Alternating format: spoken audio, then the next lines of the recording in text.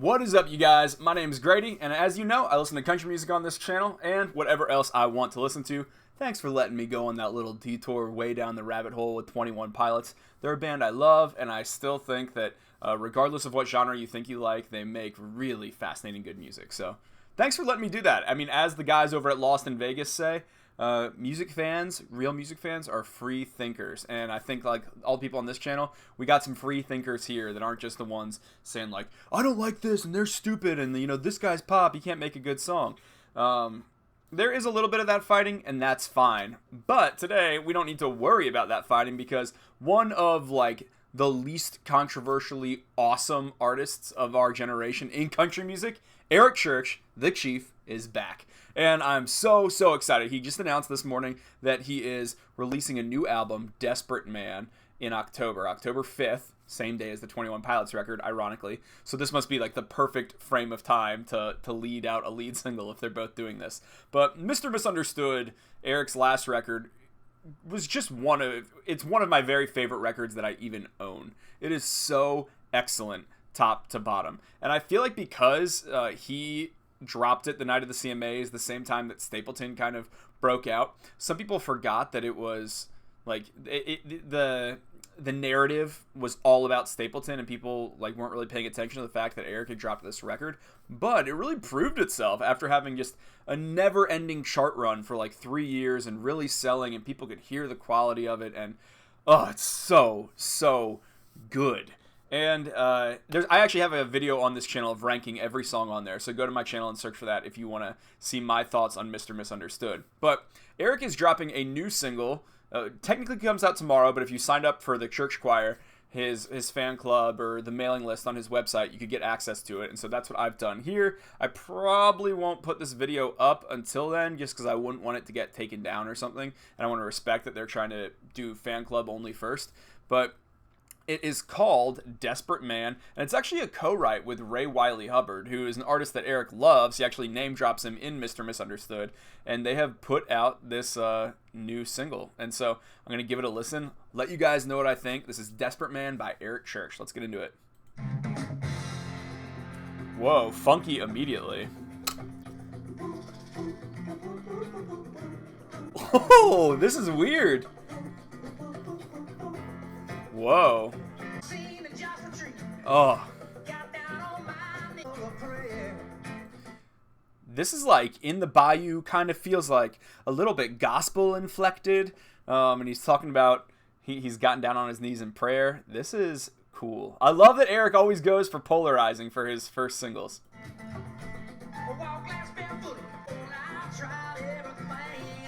Oh man, this sounds so good.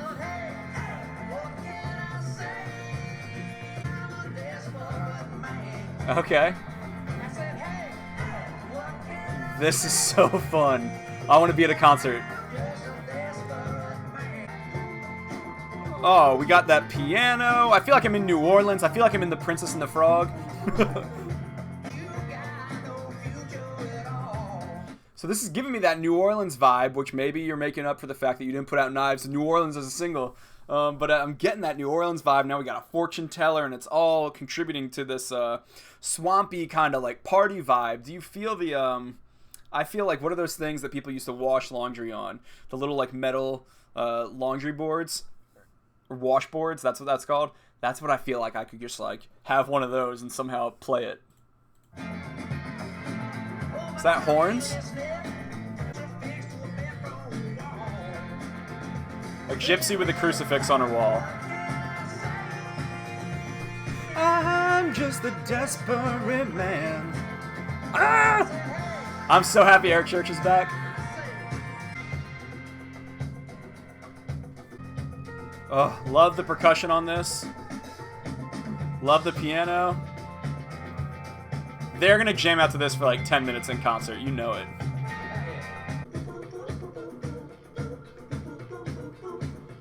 This is fun. It's like if Paul Simon, like if Graceland were like a funky country New Orleans record.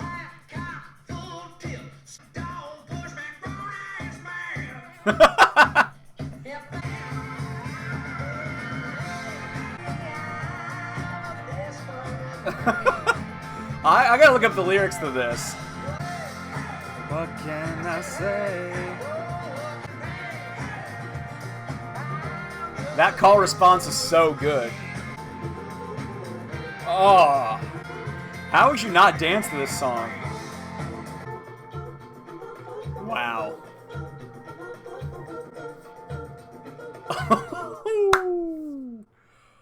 Whoa, guys. The Chief himself is back, and that song freaking rules.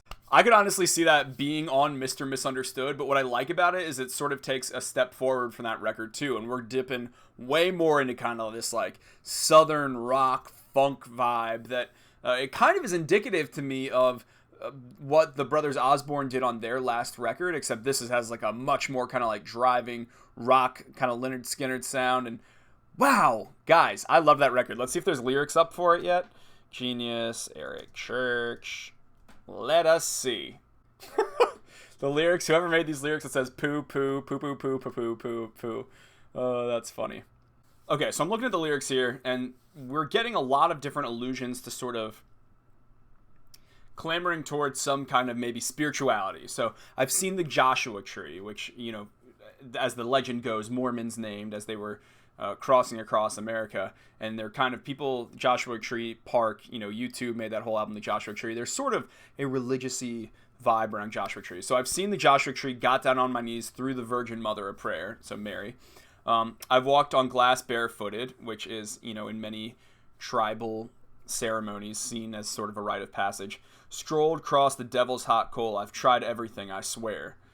And he says in the second verse, we get into more superstitious stuff. Fortune teller told me no more last chances. You've got no future at all. And he says, but I'm not listening to a black-hearted gypsy with a crucifix on the wall. Just because like those things are contradictory, seemingly. So and he just throughout it says, but hey, what can I say? I'm a desperate man. So he's looking for some kind of answer, and then he makes no apologies, honestly, for his lack of being complete. He says, I'm a half-cocked, full-tilt, scarred hands to the hilt. Don't push me, grown-ass man. And that's what he says in the bridge there. And otherwise, he just says, what can I say? I'm a desperate man. So it's almost like a song that's communicating about he's full of feeling, full of vigor and emotion, and he's tried to figure out what the meaning is, and he hasn't necessarily been able to, but like, hey, he's desperate to figure out what this life's about. And so almost the song, the music becomes almost its own lyric as we're kind of drowned in music, where the fullness of it and the width, like the just heavy, like loud, fun rock, and the sort of like gospel trades of hey, hey, and the ooh, ooh, ooh, ooh, like whatever that is, all that stuff, it just kind of creates this clamoring fullness of life. And so I don't totally know exactly what he's saying, other than just like, I'm a desperate man, life is full, I've tried everything. And it's almost like his answer to all that searching is just this harmonious cacophony. I know those two words mean different things, but just all of these disparate sounds that I feel like we're getting little bits of New Orleans, little bit of country, little bit of southern rock, even a little bit of like gospel and kind of tribal vibes. It's a very full worldly song, and his vocal on it is so fun. I mean, listen to how high he starts up there at the very beginning. I've seen the Joshua Tree. I've seen the Joshua Tree. He starts way up there in that kind of like a little like yelpy thing that Eric Church does, and it just sounds so good. Do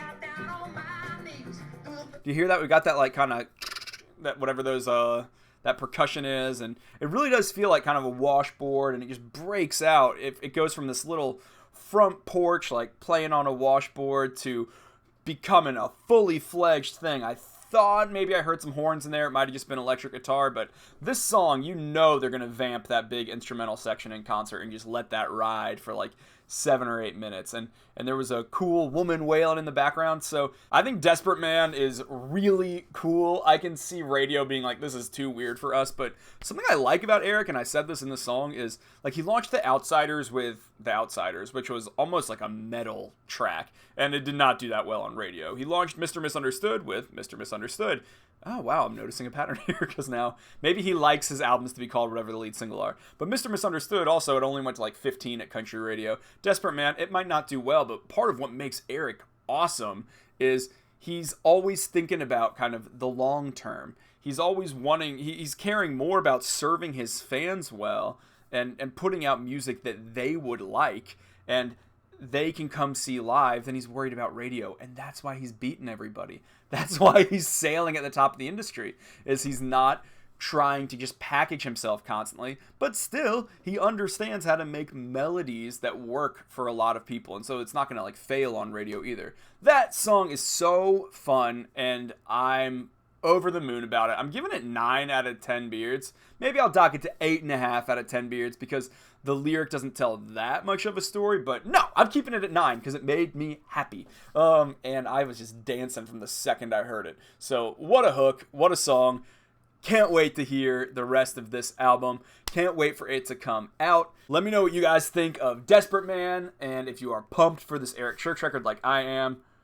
That was awesome. So I will talk to you guys soon, and lots of stuff on the way. Okay, bye.